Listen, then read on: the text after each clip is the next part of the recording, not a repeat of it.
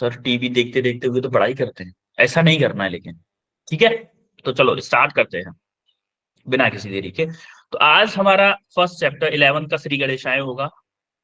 श्री गणेशाय होगा आज यूनिट्स एंड मेजरमेंट में से रिवीजन चैप्टर है, रिवीजन वो है आपका फर्स्ट लेक्चर है उसका, यूनिट्स एंड मेजरमेंट का। तो हम सबसे पहले देखते हैं physical quantities. Physical quantities, physical quantities क्या थी भाई? The fundamental quantity which are independent of the other quantity. जो क्वांटिटी अदर क्वांटिटीज पे डिपेंड नहीं करती थी, क्या उन्हीं को फिजिकल क्वांटिटी बोलते थे अपन लोग? Sorry, fundamental quantities. Yes sir. Yes sir. हाँ? जैसे मास किसी पे डिपेंड कर रहा है क्या? अगर नो मास, सर। मेरे मोबाइल का मास 200 ग्राम है तो वो है, वो डिपेंड नहीं कर रहा कि हवा तेज चल रही है, धीमे चल रही है, बारिश हो रही है बाहर, टेम्परेचर ज्यादा है, कुछ भी है, इट डजंट मैटर। इसका मास 300 ग्राम है मतलब 300 ग्राम है। लेंथ इसकी मान लो 15 सेंटीमीटर है तो है। टाइम अभी 6:12 हो रही है तो 6:12 ही हो रही है इंडिया के लिए एटलीस्ट। और अदर के लिए, अदर तो लोकेशन अलग चीज है। मैं अपने लिए बात करूं, अपने इंडिया के लिए बात करूं, 6:12 हो रही है तो 6:12 हो रही है। चाहे बारिश हो, चाहे ठंड पड़े, चाहे गर्मी पड़े, कुछ भी हो, किसी भी चीज पे डिपेंड नहीं कर रही है। उन चीजों को हम क्या बोलते हैं? Fundamental quantities. तो डिराइव्ड क्वांटिटीज किसको बोलते हैं? जो अदर चीजों पे डिपेंड करती है, जैसे वॉल्यूम, डेंसिटी, स्पीड, फोर्स, ये चीजें डिपेंड करती हैं। तो फंडामेंटल क्वांटिटी क्या होती है आपकी? 7 क्वांटिटीज होती हैं। तो ये देखो फिजिकल क्वांटिटी जो आपकी ड्राइव्ड क्वांटिटीज होती थी, जैसे वॉल्यूम है आपका। वॉल्यूम क्या होता है? क्यूब का वॉल्यूम। चलो, क्यूब के लिए वॉल्यूम क्या होता है? ए क्यूब होता है कि नहीं होता? साइड का क्यूब होता है कि यस सर। नहीं? Yes sir. अब देखो यस सर। वॉल्यूम किस पे डिपेंड कर रहा है? वॉल्यूम किस पे डिपेंड कर रहा है? उसकी साइड पे। साइड पे डिपेंड कर, साइड को कम कर दोगे तो वॉल्यूम कम हो जाएगा, साइड को बढ़ा दोगे तो साइड बढ़ जाएगी, वॉल्यूम बढ़ जाएगा। तो इन ऐसी क्वांटिटीज को क्या बोलते हैं? डिराइव्ड क्वांटिटीज बोलते हैं। तो फंडामेंटल क्वांटिटीज आपकी 7 टाइप की। एक सप्लीमेंट्री क्वांटिटीज है, वो भी बताएंगे। फंडामेंटल क्वांटिटीज हो गया, डिराइव्ड क्वांटिटीज हो गया। फंडामेंटल क्वांटिटी 7 टाइप की होती है: length, mass, time, temperature, electric current, luminous intensity and amount of substance. ये केमिस्ट्री में पढ़ते होंगे। ये फिजिक्स में हम, फिजिक्स में वैसे देखा तो नहीं है कैंडिला, हमारे हमारे अभी तक नहीं देखा, क्योंकि 12th में सिलेबस में इसका नाम है नहीं, ज्यादा यूज है नहीं। तो ये सारी चीजें आपने बहुत सारी देखी, ये आपने 12th में देखा होगा, है ना? G12 में। ये आपने पूरा यस सर। G11 में ही देख लोगे। ये आपने केमिस्ट्री में देखा होगा, है ना? ये सारी 7 तरह की फिजिकल क्वांटिटीज होती है। फिजिकल क्वांटिटी 7 तरह की। सप्लीमेंट्री क्वांटिटीज क्या होती है? सप्लीमेंट्री क्वांटिटीज वो होती हैं जिनकी डायमेंशन नहीं होती, यूनिट होती है। सप्लीमेंट्री क्वांटिटीज, एक तो आपका प्लेन एंगल होता है, एक सॉलिड एंगल होता है। प्लेन एंगल की रेडियस वो होती है यूनिट रेडियन, और सॉलिड एंगल की यूनिट होती है आपकी स्टेरेडियन, SR। इसकी रेडियन जरा देख लेते हैं प्लेन एंगल क्या होता है। प्लेन एंगल क्या होता है? जैसे मान लो कि ये कोई आर्क है, आर्क से जो एंगल बनाए, जो आर्क किसी एक पॉइंट पे जो एंगल बनाए 2D में, किसमें? 2D में। 2D में जो एंगल बनाता है उसको हम क्या बोलते हैं? प्लेन एंगल बोलते हैं। एक सेकंड जरा, मैं, अच्छा आपको किसी का बर्थडे आया है क्या अभी? बर्थडे निकल के गया है क्या किसी का अभी? नो अभी? सर। अरे बर्थडे, अगर बर्थडे निकल के गया है तो बता दो, मुझे बर्थडे केक उसकी जरूरत है। किसकी? बर्थडे वाले उसकी, हाँ क्या बोलते, कैप की। पेपर, एक पेपर की जरूरत थी मेरे को।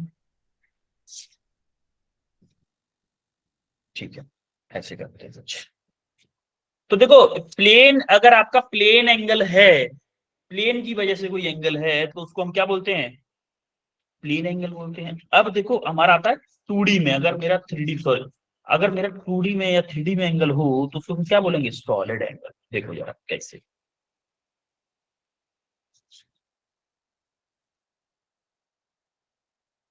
पेज थोड़ा सा अच्छा, A4 शीट होता है वो ज्यादा अच्छा पेपर होता है।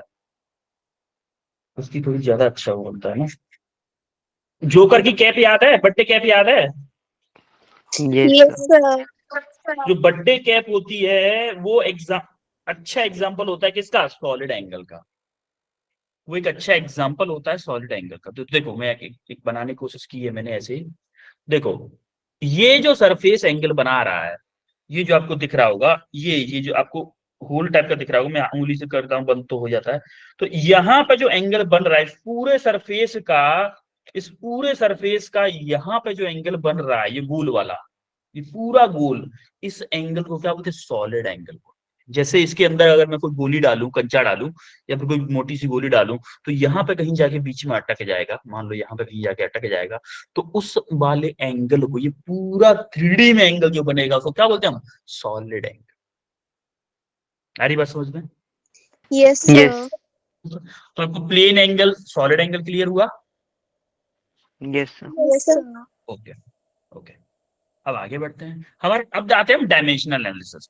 डायमेंशन एनालिसिस हमने जो फिजिकल क्वांटिटीज पढ़ी थी, उनको डायमेंशन फॉर्म में कैसे लिखते हैं? लेंथ को लिखते हैं एल, मास को लिखते हैं एम, टाइम को लिखते हैं टी, और इलेक्ट्रिक करंट को ए, टेम्परेचर को के, और ल्यूमिनस इंटेंसिटी को सी डी, और मोल को एम ओ एल।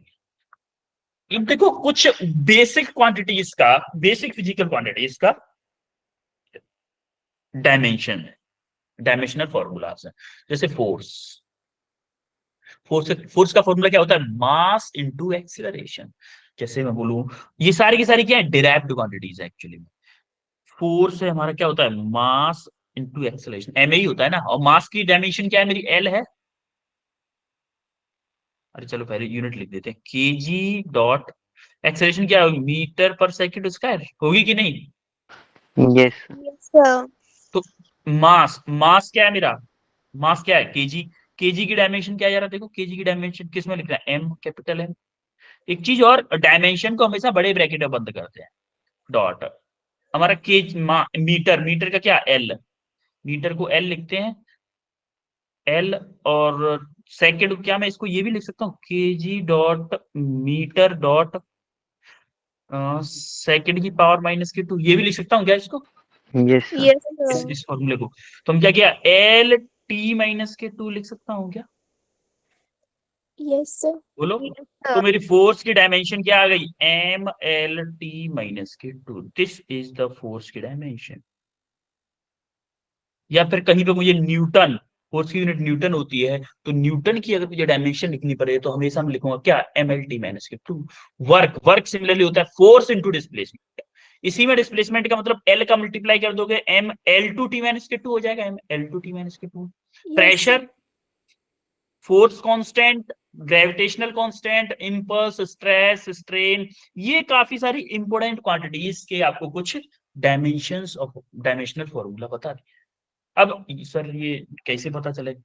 तो आपको इनके फॉर्मूले याद हो जाएंगे। जैसे आपको कुछ कुछ चीजों के इनमें से ये सारी की सारी चीजें वैसे 11th की है, तो अगर आपको याद, into displacement, W equal to F into S होता है, एफ डॉट एस होता है ना? Yes, sir. Yes, force sir. Into displacement, force into displacement होता है। फोर्स की यूनिट क्या होती है मेरी? Newton. Newton dot metre, newton metre मतलब न्यूटन की क्या डायमेंशन है? एम एल टी माइनस के 2। मीटर की क्या हो जाएगी? एल। तो एल एक ये थी और एल ये है, तो M L two T minus के 2। आप इनको डिराइव भी कर सकते हो। अगर कुछ कुछ बेसिक क्वांटिटीज को अगर आप याद कर लोगे तो आपको ज्यादा फायदे में रहोगे। क्यों फायदे में रहोगे? क्योंकि आपको जब में अदर क्वांटिटीज को डिराइव करोगे तो उनको थोड़ा सा ज्यादा फास्ट डिराइव करोगे, कभी आप देखोगे। ठीक है, तो डायमेंशनल एनालिसिस का ये कुछ समझ में आई चीजें यहाँ से? Yes, sir. कुछ Yes, बेसिक sir. फॉर्मूलाज कैसे निकालते हैं हम, ये सारी चीजें। अब हमारा कुछ इक्वेशंस को देखने के रूल्स होते हैं। देखो, according to principle of homogeneity, the dimension of all term occurring on both side of equation must be same. Just for example, equation of motion देखते हैं, equations of motion। For example मेरी equation है v equal to u plus at. Is according to principle of homogeneity, मेरी v की जो dimension है, dimension of v should be equal to होनी चाहिए डायमेंशन ऑफ u, और इक्वल टू होनी चाहिए डायमेंशन ऑफ at। इन तीनों की अगर कोई चीज आपस में जुड़ रही है या माइनस हो रही है तो 100% उन चीजों की डायमेंशन सेम होनी चाहिए, उनकी डायमेंशन सेम होनी चाहिए। फॉर एग्जांपल मैं बोलूं कि एक बात बताओ, एक तबेला था, एक तबेले में 3 भैंस 4 गाय 2 बकरियां थी, 3 भैंस 4 गाय 2 बकरियां थी। तो मैंने पूछा आपको उस तबेले में कितनी भैंस थी? 3 3 भैंस थी। आपने भैंस को गाय से नहीं जोड़ा, भैंस को गाय से नहीं जोड़ा। मैं बोल दूं मैंने उसमें 2 भैंस और ऐड कर दी, तो कितनी गाय बची उसमें?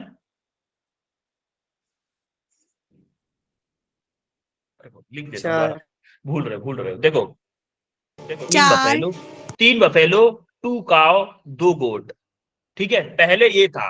अब मैंने इसमें 2 बफेलो और ऐड कर दी, तो कितनी गाय बची? काव 2 ही है देखो। तो आपने क्या किया, ये जो 2 था आपने इसमें ऐड नहीं किया, आपने बफेलो के साथ ही ऐड। क्यों ये ऐड किया था? क्योंकि इसकी डायमेंशन और इसकी डायमेंशन सेम थी। यस और नो? Yes sir. एक्चुअली में ये आपको पहले से आता है, आपको पहले से आता है, हनुमान जी की शक्तियों की तरह। आप भूल गए हो, जैसे हनुमान जी अपनी शक्तियों को भूल गए थे ना। यस कुछ लोगों को समझ में नहीं आ रहा मैं यस कौन कौन सी जगह की बात कर रहा हूँ। मैं रामायण की बात कर रहा हूँ,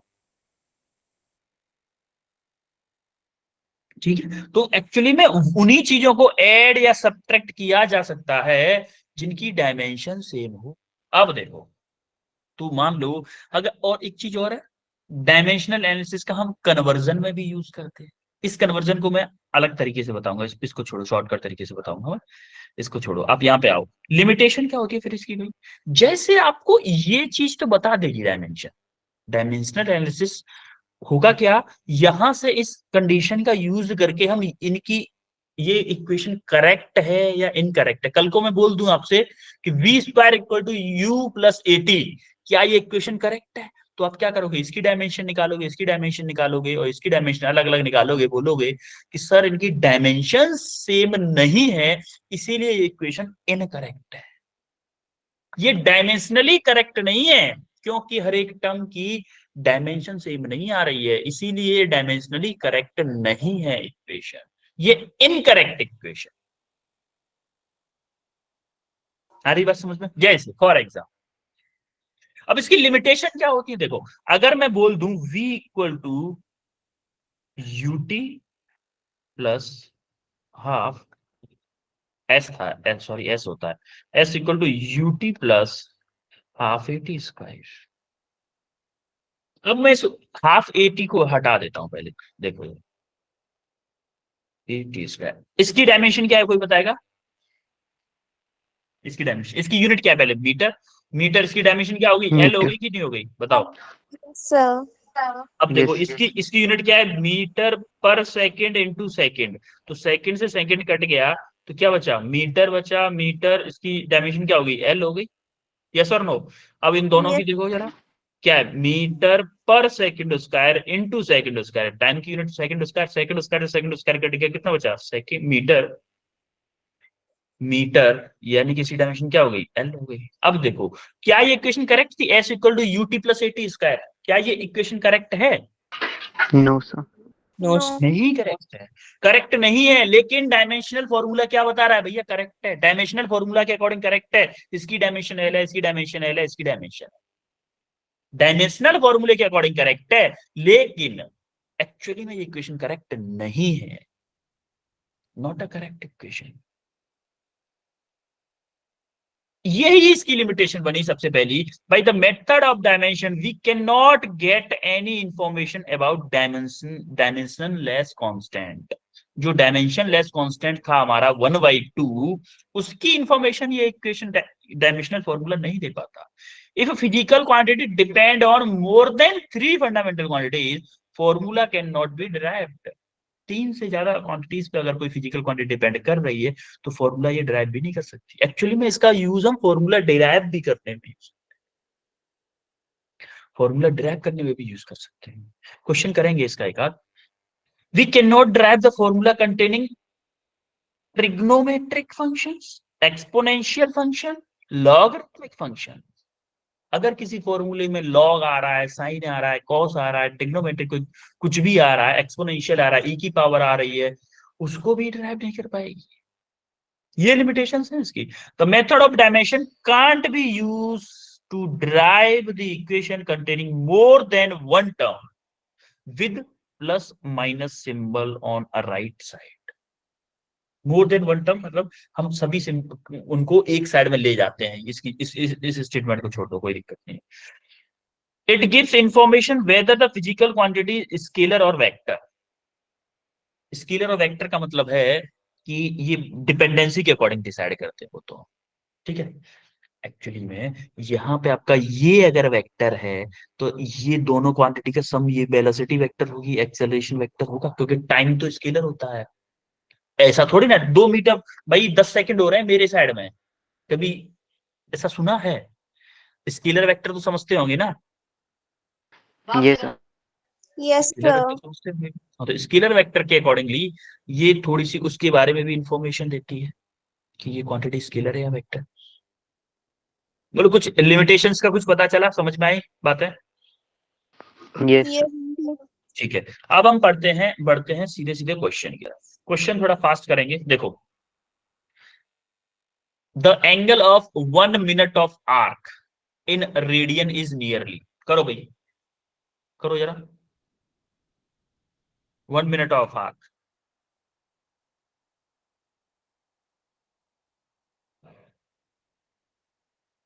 1 मिनट क्या होता है? 1/60 डिग्री के इक्वल होता है। और 1 डिग्री क्या होता है?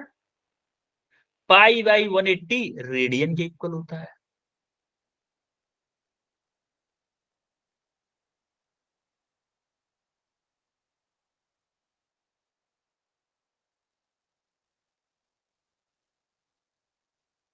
देखो, 1 मिनट इक्वल टू होता है 1/60 डिग्री। ठीक है, समझ में आ रही बात? 1/60 डिग्री। अब 1 डिग्री किसके इक्वल होता है? 1 डिग्री π/, जैसे 1 डिग्री किसके इक्वल होता है? π/180 रेडियन के। आपको आंसर चाहिए रेडियन में, सब रेडियन में चाहिए, और वो दे रखा है मिनट में। जरा करो।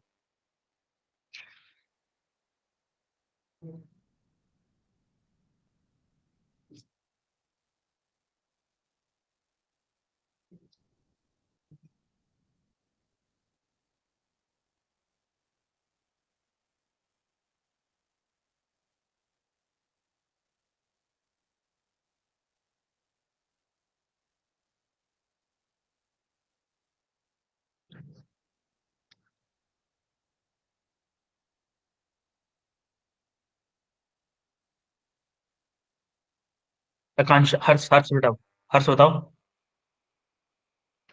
So option A. Option A. Akanksha? नहीं। ओके, देखो हमारा दे रखा है 1 मिनट, 1 मिनट यानी कि 1/60 डिग्री।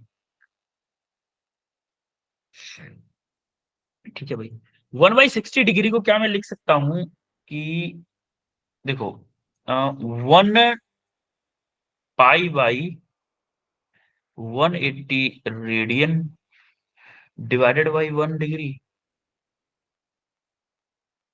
ऐसे लिख सकता हूं उसको। मेरा π/180 रेडियन जितना है वही है मेरा 1 डिग्री के इक्वल। लिख सकता हूं इसको ऐसे, कोई फर्क पड़ेगा इससे? क्योंकि 1 डिग्री ही मेरा π/रेडियन के इक्वल है ना। Yes, sir. अरे अरे, कहीं पे मैं लिख रहा हूँ 1 kg डिवाइडेड बाई 1000 ग्राम, ऐसे कुछ लिख रहा हूँ, इससे कोई फर्क पड़ेगा? जैसे 5 मल्टीप्लाई, इससे कोई फर्क पड़ेगा इस पे? भाई मैंने 1000 No. केजी और ग्राम नीचे लिख दिया है, मान लो यहाँ पे 5 ग्राम है, मैं लिख क्यों रहा हूँ ऐसे, क्योंकि मेरा ग्राम ऊपर है, ग्राम से ग्राम को कैंसिल कर दूंगा, तो मेरा जो यूनिट बचेगा वो केजी में बचेगा। ये थोड़ा सा जुगाड़ लगा रहा हूँ। जो आप डायमेंशन की हेल्प से करते थे ना, वो थोड़ा मेथड बन जाता था, ये मेथड नहीं बनेगा, ये आपका कॉमन सेंस से हो जाएगा, जिसके लिए आपको कोई भी चीज याद नहीं रखनी पड़ेगी। अब देखो, डिग्री से डिग्री कैंसिल हो गया, डिग्री से डिग्री कैंसिल हो गया, तो 1 मिनट इक्वल टू बचा 1/60 इंटू पाई बाई 180। तो इसको जब सॉल्व करोगे तो आपका आएगा 2.91 इंटू 10⁻⁻⁴ रेडियन। तो आपका आंसर आया ऑप्शन ए। बोलो चमका। Yes, sir. Yes, sir. Yes, sir. जरा ये क्वेश्चन करो, if force is F, acceleration a, time t are chosen as fundamental physical quantities, इन्हीं को फंडामेंटल क्वांटिटीज मान लिया गया है, तो बताओ कि एनर्जी की डायमेंशन क्या, एनर्जी की डायमेंशन क्या।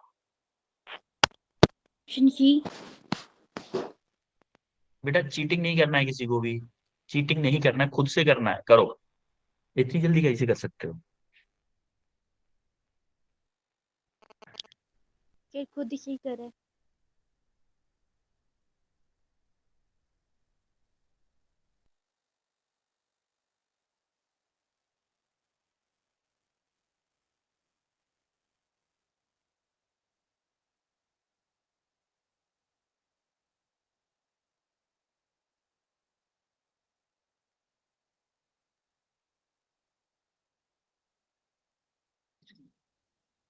आया किसी का।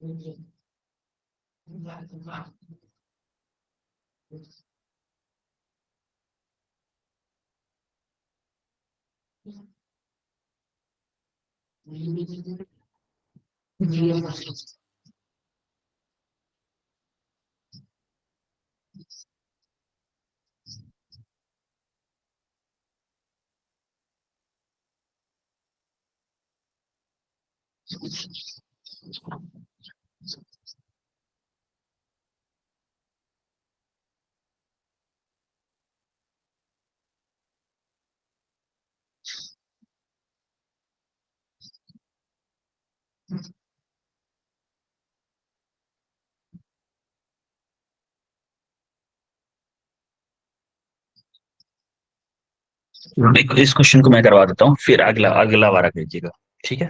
देखो उसने क्या बोला है, फोर्स, एक्सेलरेशन एंड टाइम, तीनों को एज अ फंडामेंटल क्वांटिटी माना, एज अ फंडामेंटल क्वांटिटी माना। हम, मुझे नहीं पता इन तीनों के बीच में और वर्क के बीच में क्या रिलेशन है, एनर्जी के, सॉरी, एनर्जी के बीच में क्या रिलेशन है। तो हम क्या करते हैं स्टार्टिंग में हमेशा फंडामेंटल क्वांटिटीज को, कि मैंने माना कि भैया फिर एनर्जी,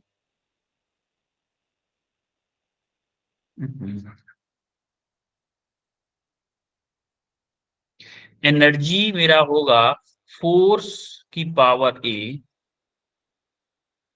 इंटू, माना कि फोर्स की पावर ए होगा, एक्सेलरेशन की पावर बी एंड टाइम की पावर सी, कुछ भी हो सकता है, एक्सेलरेशन की पावर बी और टाइम की पावर सी।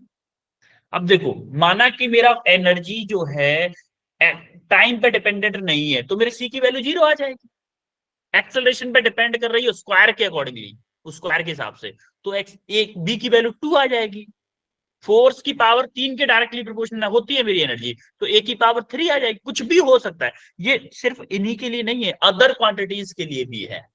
तो हमारा एनर्जी की डायमेंशन क्या होती है भाई, फोर्स क्या एनर्जी क्या होती है, E equal to force into displacement. अरे अभी तो देखी Displacement. थी, ml2t-2, एनर्जी की डायमेंशन, एनर्जी या वर्क होती है कि नहीं। Yes, sir. Yes. वर्क की जो डायमेंशन होती है वही आपकी एनर्जी की डायमेंशन होती है। तो हमारा एनर्जी की डायमेंशन क्या होगी, M L to sorry L2T-K2, ये एनर्जी की डायमेंशन होगी। फोर्स की क्या देखी थी अभी हमने, फोर्स की MLT minus 2. MLT में MLT-K2, ठीक है। एक एक्सेलरेशन की ए पावर है इसकी, एक्सेलरेशन की डायमेंशन LT क्या है minus एक्सेलरेशन 2. की, LT-K2, ठीक है, की पावर बी। टी की डायमेंशन तो टी रहेगी, टाइम है, तो उसकी सी। अब एक बात बताओ, इधर मेरा ML2T-K2 है, ठीक है। इधर देखो एम पे क्या पावर आ रही है, एम पे देखो, एम यहाँ पे एम की पावर ए, यहाँ पे एम नहीं है, यहाँ पे एम है। तो क्या मैं बोल सकता हूं एम की पावर ए, बोलो। Yes, sir. देखो एल, देखो एल की पावर ए है, एल की पावर बी भी है, एल की पावर ए है, एल की पावर बी है। तो क्या मैं बोल सकता हूं एल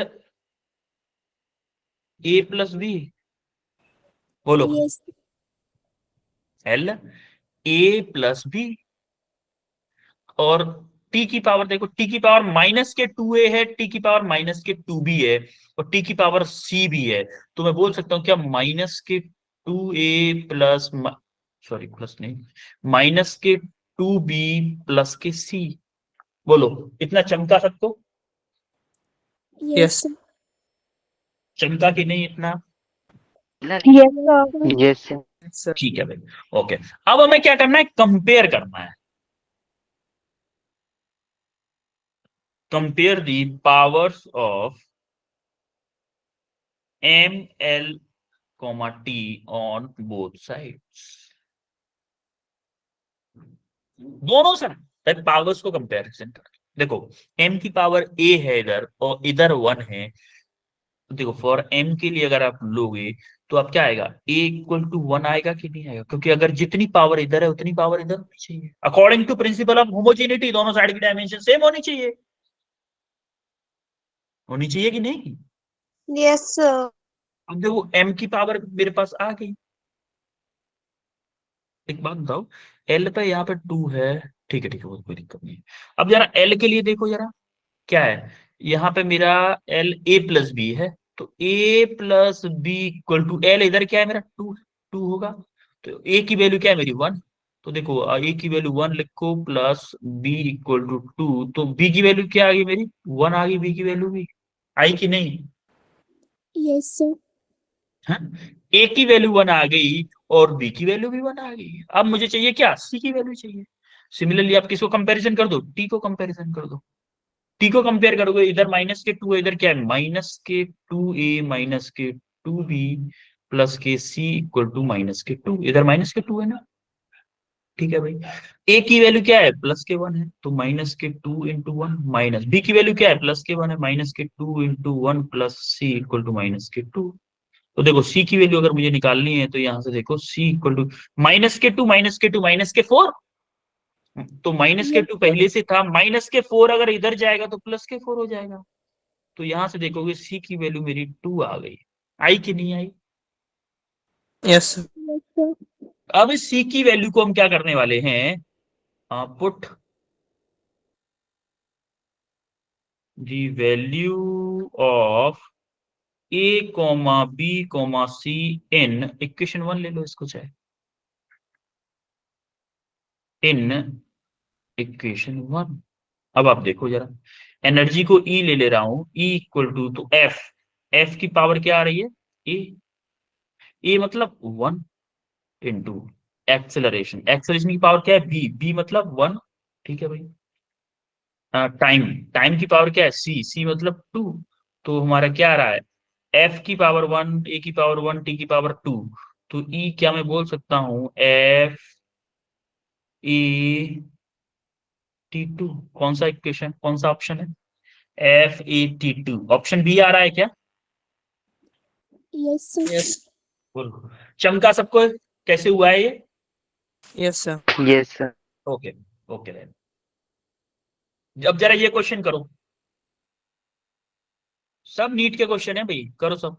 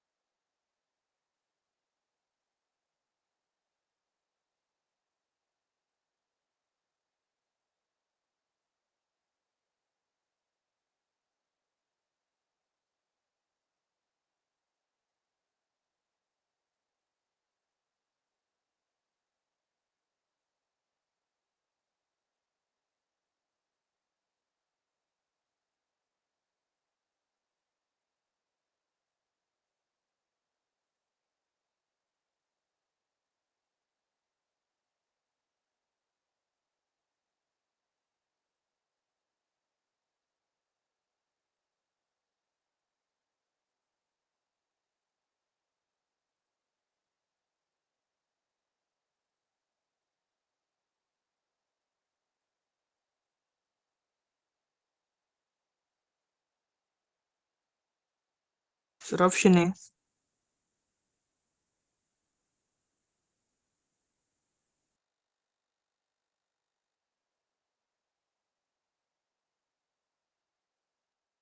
ओके, ऑप्शन ए आ रहा है आपका। Yes. Yes, sir. प्रीति बनियाल आपका क्या आ रहा है? Sir, option A. ऑप्शन ए, ठीक है। देखो इसने बोला क्या है, इसने बोला है कि हमें जी को देखना है। जी का पता है क्या है? जी Yes, sir. Yes, sir. क्या है? जी Gravitational constant. Gravitational constant. हम जी की डायमेंशन निकाल सकते हैं। Yes, sir. अरे जी की डायमेंशन भी तो निकाल सकते हैं। Yes, उसने sir. ई अपॉन ई की डायमेंशन पूछी है। ई की डायमेंशन हमें पता है। एक सेकेंड, ई की डायमेंशन हमें पता है कि ई की डायमेंशन क्या है? Energy ml2t minus 2. ml2t-2। देखो कितनी यूज में आ रही है, अगर आपको याद है तो। ये आपको फोर्स इनटू डिस्प्लेसमेंट ऐसे करके निकालनी पड़ती। अब आप जी की निकाल ली है। हमें ग्रेविटेशनल फोर्स का फॉर्मूला कोई बताएगा क्या? ग्रेविटेशनल फोर्स का Force into distance का square upon mass. Gravitational force, gravitational force Sir, G. M1 M2 upon R square. Gm1m2 divided by R square. Same to same होता है हमारा इलेक्ट्रोस्टैटिक फोर्स जो होता था कूलाम्स लॉ में, Coulomb's law के according. इसमें होता है Gm1m2 divided by R square. मुझे जी की डायमेंशन चाहिए, जी की चाहिए तो क्या करना पड़ेगा? इधर इसका मल्टीप्लाई करो, force into radius square divided by m1 into m2। Force की डायमेंशन क्या होती है भाई? mlt minus 2. mlt-2। ठीक है भाई, या फिर पहले यूनिट में सॉल्व कर लें। पहले ऐसा करते हैं, यूनिट वाइज सॉल्व कर देते हैं। चलो यही लिखते हैं, mlt-2। आर की डायमेंशन क्या हो जाएगी? L2 हो जाएगी। Yes, sir. Yes. और ये क्या है? Yes, sir. केजी मतलब केजी यानी कि m-2। बोलो इसमें किसी को कोई दिक्कत? No, sir. No, तो sir. यहाँ से m इस डायमेंशन क्या है? देखो m-2 है, m+1 है, तो m-1 बचेगा। L1 L2 L3 हो जाएगा, t-2। बोलो यहां तक किसी को कोई दिक्कत है? m-1 L2 t-2 हमारी आई किसकी डायमेंशन? Energy. जी की डायमेंशन, Gravitational. जी ग्रेविटेशनल कांस्टेंट की। अब हमें चाहिए क्या? E डिवाइडेड बाई एम, जो जी, डी डिवाइडेड बाई जी। ई क्या है मेरा? ml2t-2 डिवाइडेड बाई जी क्या है मेरा? m-1 L3t-2। अब जरा देखो ml2t-2, ये ऊपर जाके क्या हो जाएगा? सब माइनस का उल्टा हो जाएगा। तो ये m-1 है तो m+1 हो जाएगा, L प्लस का है तो ऊपर -3 हो जाएगा, और t प्लस का -2 है नीचे तो +2 हो जाएगा ऊपर। होगा कि नहीं? Yes, अब जरा sir. देख लो, m क्या हो जाएगा? m2, L2 L-3 तो L-1, और t-2 t+2 तो ये तोड़ ही जाएंगे। या फिर मैं बोलूं कि इसको 0 लिख देते हैं, t0। होगा कि नहीं? Which option is correct now? A option. m2 L-1 t0, क्या कौन सा ऑप्शन है? A option. A option is correct बच्चा, ए ऑप्शन इज करेक्ट। ठीक है, ये क्वेश्चन करो जरा, डायमेंशन ऑफ स्ट्रेस। सर ये तो वैसे ही अब हमारे ऊपर बहुत है, एग्जाम का, नीट का, स्कूल की क्लासेस का, अवंती की क्लासेस का बहुत ज्यादा स्ट्रेस चल रहा है। करो भाई।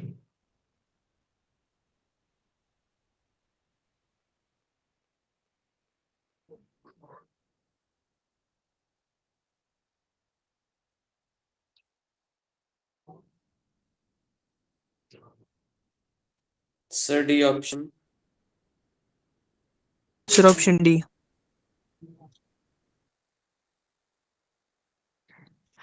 स्ट्रेस का फॉर्मूला होता है फोर्स अपॉन,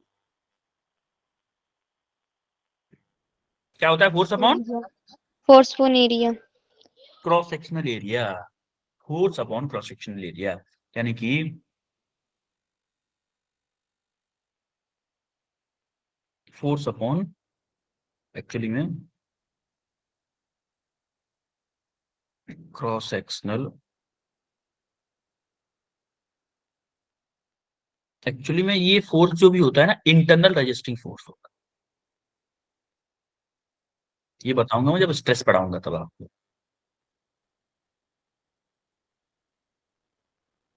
क्योंकि प्रेशर का भी यही फॉर्मूला होता है। अब देखो स्ट्रेस आपको, फोर्स एफ अपॉन ए, एफ की डायमेंशन क्या है, एम एल टी माइनस के टू। एरिया Yes, की क्या sir. होगी, एरिया की क्या होगी, L square. L2, स्क्वायर नहीं बोलते बेटा, L2 बोलते हैं इसको, ठीक है। तो देखो एम, ये देखो 2 माइनस के हो जाएगा ऊपर जाके, तो प्लस का 1 माइनस के 1, तो L माइनस 1 हो जाएगा T माइनस के 2। क्या यही डायमेंशन आ रही है, M L minus 1 T minus के 2? कौन सी ऑप्शन, ऑप्शन कौन सा करेक्ट है? C option. C option is the correct answer. बोलो चमका सबको। Yes, sir. Yes, sir. थोड़ा फास्ट हो सकता है बच्चा, बट ये रिवीजन चल रहा है ना, फास्ट तो होगा भाई। Velocity of a particle time at t is given by this, where a b c are constant, the dimensions of a comma b and c, तीनों की डायमेंशन। इसको करो थोड़ा सा सोच के, करो भाई, सोचो सोचो। प्रिंसिपल ऑफ होमोजेनिटी लगाओ। हाँ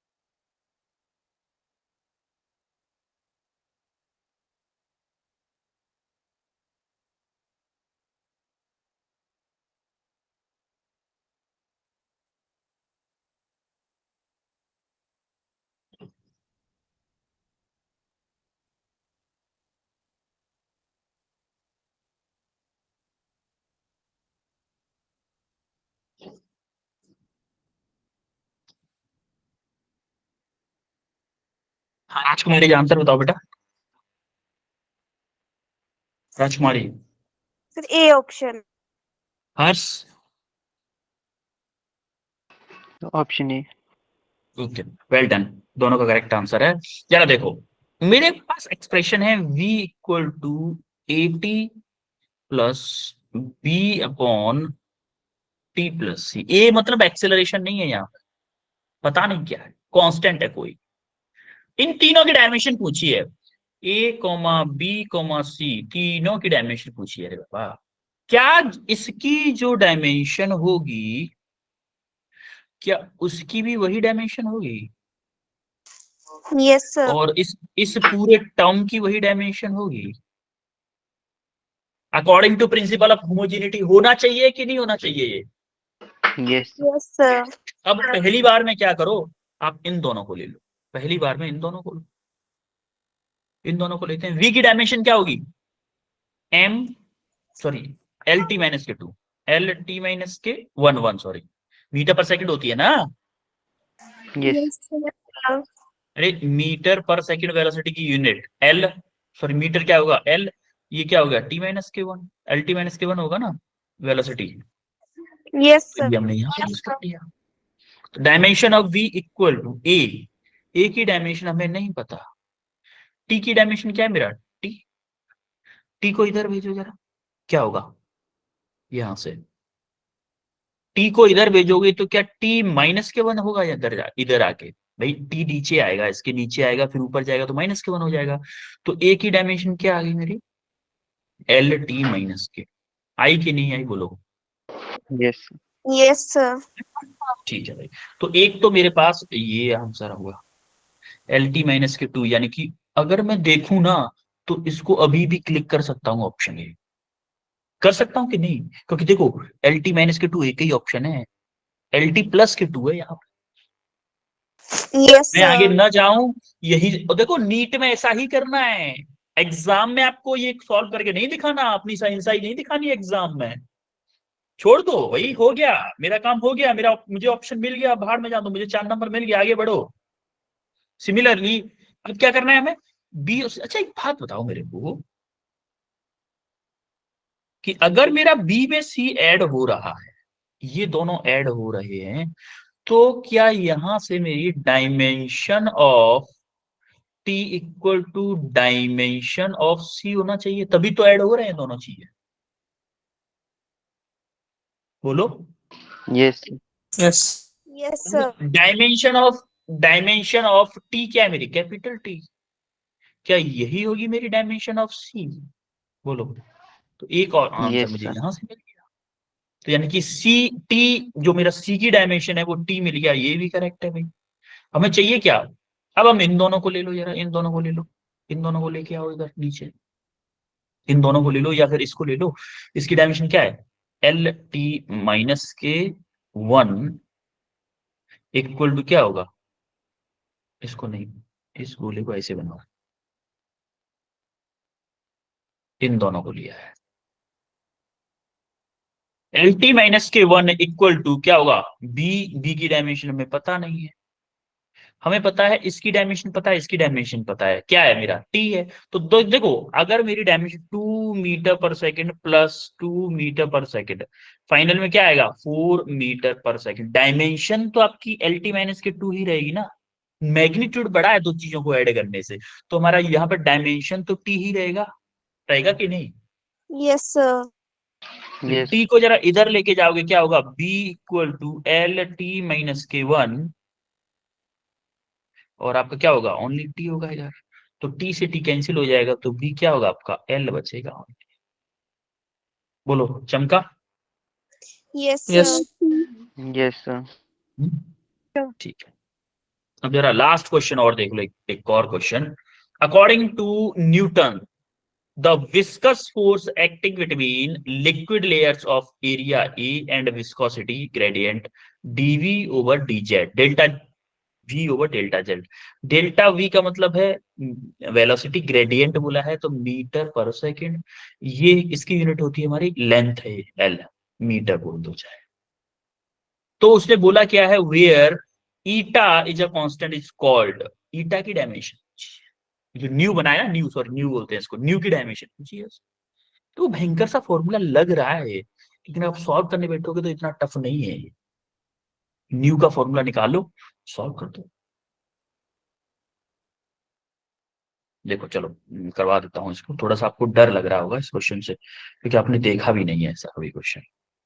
तो F इक्वल टू है आपका माइनस के, माइनस से कोई फर्क पड़ना नहीं है बट ठीक है लिख लेते हैं, डीवी ओवर सॉरी हाँ डीवी ओवर डी जेड।